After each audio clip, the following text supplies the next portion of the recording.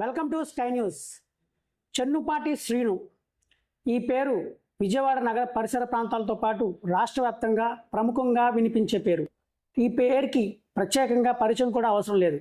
రాష్ట్ర రాజకీయాల్లో కాంగ్రెస్ పార్టీ తరఫున కీలకంగా వ్యవహరించి అలానే దివంగత నేత వంగవీటి మోహనరంగ బావమరిదిగా, అలాగే ప్రస్తుత టీడీపీ నేత వంగవీటి రాధాకృష్ణ మేనమావగా గుర్తింపు ఉన్న చెన్నుపాటి శ్రీనివాస్ ఆయన సంబంధించి గత రాజకీయ అనుభవాలు, ఇప్పటి రాజకీయ అనుభవాలు సంబంధించి ఆయన అంతరంగాన్ని ఆవిష్కరించే ప్రయత్నం చేద్దాం.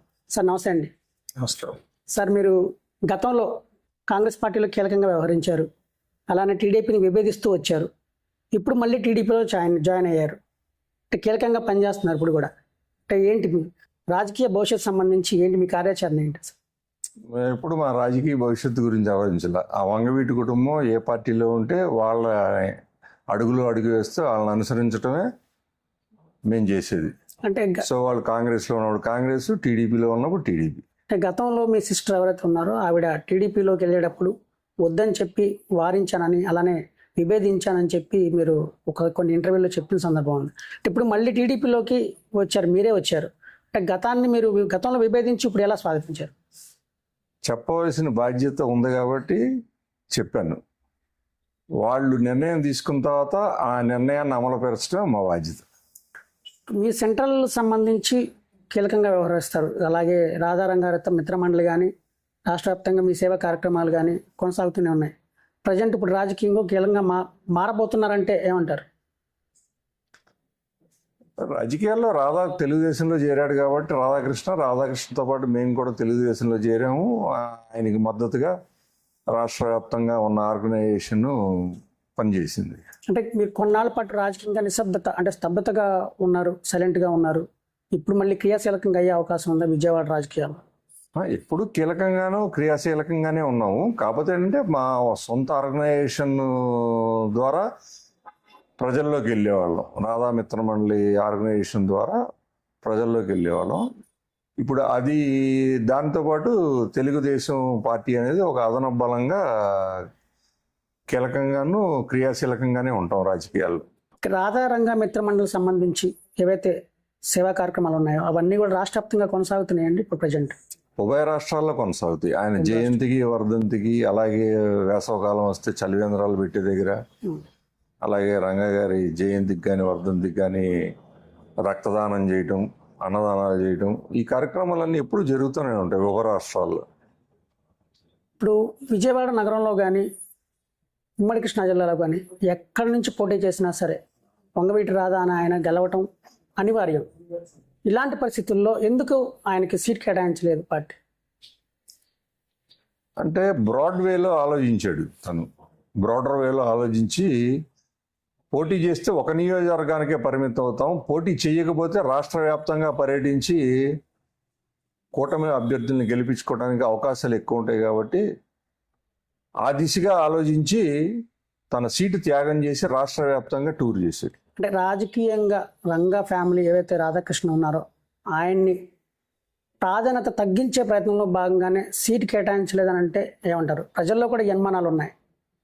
సీటు కేటాయించలేదని మీరు అంటున్నారు. సీటు కేటాయిస్తే నాకు వద్దు అని తిరస్కరించాడని నేను అంట. అది నిజం. ప్రజల్లో అనుమానాలు ఉన్నాయి అంటే పార్టీ కావాలనే. అందుకే చెప్తున్నా, ఇది ప్రజల్లో ఉన్న అనుమానాలని మీరే అంటున్నారు. అందుకే క్లారిటీ ఇస్తున్నా. చంద్రబాబు గారు, లోకేష్ గారు ఇద్దరు కూడా పోటీ చేయమని అడిగితే వద్దు అని, సీటు వద్దని తిరస్కరించి రాష్ట్ర వ్యాప్తంగా పర్యటించాడు కూటమి అభ్యర్థులను గెలిపించుకుంటానికి. వద్దు అంటానికి ఏమైనా కారణాలు ఉన్నాయంట? చెప్పాగా, ఇప్పుడు ఒక నియోజకవర్గానికి పరిమితం అవ్వకూడదు, రాష్ట్ర వ్యాప్తంగా అవసరం ఉంది. ఇవాళ ఉన్న ప్రభుత్వాన్ని సాగనంపి కూటమి ప్రభుత్వాన్ని అధికారంలో తీసుకురావడానికి చాలా ఆవశ్యకత ఉందని ఆ దిశగా ఆలోచించి ఆ నిర్ణయం తీసుకున్నాడు. మీ రాజకీయం సంబంధించి గతంలో టీడీపీ అధికారంలో ఉన్నప్పుడే మీ పైన కాల్మనీ కేసులు మోపిన సందర్భం ఉంది. అంటే అది పార్టీ మోపిన కేసులుగా మనం భావించాలా? అది పార్టీకి, ప్రభుత్వానికి ఏం సంబంధం లేదు. అది ఇద్దరు వ్యక్తులు చేసిన కార్యక్రమం. ఒకడు కేసినేని నాని, రెండు గౌతమ్ సవాంగ్ అప్పుడున్న కమిషనర్, పోలీస్ కమిషనర్. వీళ్ళిద్దరూ కలిసి చేసిన కార్యక్రమం అది. అంతేగాని ప్రభుత్వానికి, పార్టీకి ఏం సంబంధం లేదు. అంటే మీరు కూడా అదే కేసుల్లో రిమాండ్కి కూడా వెళ్ళారని చెప్తారు, నిజమే?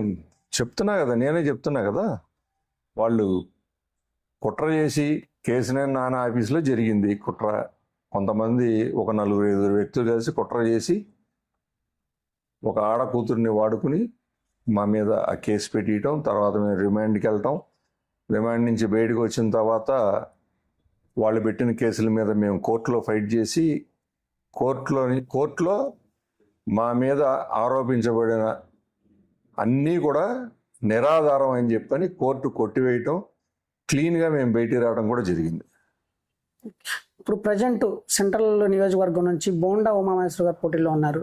ఎన్నికలు కూడా అయిపోయినాయి. గతంలో ప్రచారం జరిగింది. ఆ ప్రచారం సంబంధించి పెద్దగా మీరు కూడా పార్టిసిపేట్ చేయలేదనే వాదన వినిపిస్తుంది. అదే ఏమైనా కారణాలు ఏమైనా ఉన్నాయా మీరు పార్టిసిపేట్ చేయకపోవడానికి? నేను చేశానో చేయలేదో బోండా ఉమా గారిని అడిగితే ఆయన చెప్తాడు, నేను చెప్పుకోవడం కాదు. మీరు బోండా ఉమా గారిని అడగండి, ఆయన చెప్తాడు. అంటే ప్రజల్లోకి వెళ్ళి ఓట్లు అభ్యర్థించే అది చేశానా లేదా అనేది ఒకసారి బోండా ఉమా గారిని అడగండి, మీరు ఆయన చెప్తాడు సమాధానం దానికి. రాష్ట్రంలో తెలుగుదేశం పార్టీ అధికారంలోకి వచ్చే అవకాశం ఉందంటారా? 100% ఉంది. కూటమి ప్రభుత్వం వస్తుంది. తెలుగుదేశం, బీజేపీ, జనసేన ప్రభుత్వం 100% రేపు 4వ తారీఖున మీరు చూస్తారు. గతంలో కంటే ఇప్పుడు ఓటింగ్ శాతం బాగా పెరిగిందని, అది వైఎస్ఆర్సీపీ అమలు చేసిన సంక్షేమ పథకాలలో భాగంగానే మహిళలంతా ఉవ్వెత్తున వచ్చి ఓటింగ్లో పాల్గొన్నారని, వాళ్ళంతా కూడా వైఎస్ఆర్సీపీకే ఓటు వేశారంటూ ఆ పార్టీ నేతలు వాదిస్తున్నారు. దీన్ని మీరు ఎంతవరకు ఏకీభవిస్తారు? మీకు సింపుల్ లాజిక్ ఒకటి చెప్తా. మీకు ఎవరైనా ఒక అభ్యర్థి తీసుకుందాం, పార్టీ సంగతి పక్క పెట్టండి. ఒక అభ్యర్థి ఆ నియోజకవర్గంలో గెలుస్తాడు అని అనుకుంటే అరాచకం చేయడానికి ముందుకు వస్తాడా? రాడు కదా. ప్రశాంతంగా పోలింగ్ జరిగితే నేను గెలుస్తాననే నమ్మకంతో ఉంటాడు. కానీ రాష్ట్ర వ్యాప్తంగా మొన్న పోలింగ్ రోజు ఏం జరిగింది? అరాచకం చేశారు వైసీపీ నాయకులు, వైసీపీ అభ్యర్థులు, వైసీపీ కార్యకర్తలు. అది దేనికి సంకేతం? గెలిచేవాళ్ళు చేసే కార్యక్రమం కాదు కదా అది. దాన్ని బట్టి సింపుల్ లాజిక్ అర్థం అవుతుంది కదా. పెరిగిన ఓటు శాతం టీడీపీకి కలిసి వస్తుంది అంటారు? ఖచ్చితంగా. ఇప్పుడు 2019లో 2014 కంటే 2% ఇంక్రీజ్ అయింది. ఆ 2% ఇంక్రీజ్ అవటం రిజల్ట్ ఎలా ఉందో చూసాం మనం. ఈసారి 2019 కంటే 2024కి ఇంకొక 2.5% ఇంక్రీజ్ అయింది. దాన్ని బట్టి మీరు అంచనా వేసుకోండి. ఆ రోజున ప్రతిపక్ష పార్టీకి అనుకూలమైనప్పుడు ఈ రోజు ప్రభుత్వానికి అనుకూలంగా ఉంటారని ఎలా అనుకుంటారు మీరు? ప్రజెంట్ రాష్ట్ర రాజకీయాలకు సంబంధించి నారా చంద్రబాబు నాయుడు ఎవరైతే ఉన్నారో, కాపు నేతగా ఉన్న పవన్ కళ్యాణ్, కాపు నేతగా పరిగణించకపోయినా ఆయన ఒక పార్టీ కాబట్టి కాపుల్ని ఆయన రాజకీయ లబ్ధి కోసం వాడుకుని తర్వాత అధికారం వచ్చాక విస్మరించే ప్రయత్నం చేస్తారని అధికార పార్టీ నేతలు ఆరోపిస్తున్నారు. దీని మీద మీరేమంటారు? పవన్ కళ్యాణ్ గారు పార్టీ పెట్టి ఇప్పుడు 10 సంవత్సరాలు అయింది. ఈ 10 సంవత్సరాల్లో ఫస్ట్ టర్మ్ 2014-19 ముందు ఆయన మద్దతు ప్రకటించాడు, కానీ బీజేపీకి, తెలుగుదేశానికి పోటీ చేయలే. 2019లో పోటీ చేశాడు. ఆయన పోటీ చేసిన 2 చోట్ల ఓడించారు. అయినా ధీటుగా నిలబడ్డాడు. 2024 ఎలక్షన్కి తొడగొట్టి పోటీ చేశాడు. ఇంకా ఇందులో ఆయన వాడుకుని వదిలేసే కార్యక్రమం ఎక్కడుంది? ఓడిపోయినా కూడా నిలబడ్డాడు కదా, మగాళ్ళలాగా నిలబడ్డాడు ఆయన. చంద్రబాబు నాయుడు వాడుకుని వదిలేస్తారనేది వాదన. పవన్ కళ్యాణ్ని చంద్రబాబు నాయుడు అధికారం వచ్చాక విస్మరిస్తారనేది వాదన. అన్నీ ఎవరు అంటారు? వైఎస్ఆర్సీపీ వాళ్ళు అంటారు. అంతేగాని కాదు, అది వైఎస్ఆర్సీపీ వాళ్ళు అంటారు. అది అంటే పవన్ కళ్యాణ్ గారు అనాలి. పవన్ కళ్యాణ్ గారికి ఆ అనుమానమే లేదు. అంటే గతంలో ఎవడో వైఎస్ఆర్సీపీ వాడు అన్నదానికి సమాధానం చెప్పాల్సిన పని ఉంది. గతంలో పొత్తు పెట్టుకున్న తర్వాత, గెలిచిన తర్వాత కూడా అదే ప్రశ్న జరిగింది అనేది కదా. రాజకీయాల్లో ఎన్ని సహజం అండి. ఇప్పుడు ఎవరు శత్రువులు కాదు, ఎవరు మిత్రులు కాదు. ఇప్పుడు బీజేపీ ఒక టైంలో ఇప్పుడు 2019లో విభేదించారు, మళ్ళీ ఇవాళ 2024లో కలిశారు. రాజకీయాల్లో ఎవరో శత్రువులు కాదు, ఎవరో మిత్రులు కాదు. ఆ రోజున్న పరిస్థితులను బట్టి సమతుల్యంగా వాళ్ళు కలవటం, విడిపోవటం అనేది జరుగుతూ ఉంటుంది. అంటే ఇప్పుడు కలిసి పోటీ చేశారు, అధికారం వచ్చే అవకాశం ఉందని చెప్తున్నారు అంతా కూడా. తర్వాత ఈసారి ఈ 2024 తర్వాత ఈ 5 ఏళ్ల అధికారంలో పవన్ కళ్యాణ్కి ప్రత్యేకమైన ప్రాధాన్యత ఇచ్చే అవకాశం ఉందంటారా? ఉంటుందని అనుకుంటున్నాను నేను, ఖచ్చితంగా తప్పకుండా ఉంటుందని అనుకుంటున్నాను, నేను అనుకుంటున్నా. సార్, మొత్తంగా మీ రాజకీయం సంబంధించి టీడీలో క్రియాశీలకంగా మారారు. రాజకీయ భవిష్యత్తు ఎలా ఉండబోతుంది అనేది? మా రాజకీయ భవిష్యత్తు గురించి మేము ఎప్పుడూ ఆలోచించలేదండి.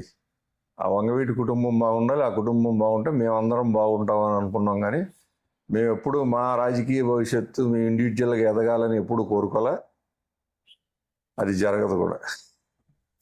రాష్ట్ర వ్యాప్తంగా ఉన్న రాధా రంగమిత్ర మండలి సభ్యులకు కానీ, అలానే కాపు సంఘాల నేతలకు కానీ, టీడీపీ శ్రేణులకు కానీ మీరు ఎలాంటి సందేశాన్ని ఇస్తారు ఫైనల్గా? ఎల్లప్పుడూ ఇలాగే కలిసి ఉండాలి, ఇలాగే కలిసి పోటీ చేయాలి. చేస్తే తప్పకుండా ఇచ్చిన వాగ్దానాలు నెరవేర్చే క్రమంలో తరతరాలు ఈ కూటమి ప్రభుత్వం అధికారంలో ఉండాలని చెప్పని కోరుకుంటున్నాను నేను. Thank you sir. Thank you.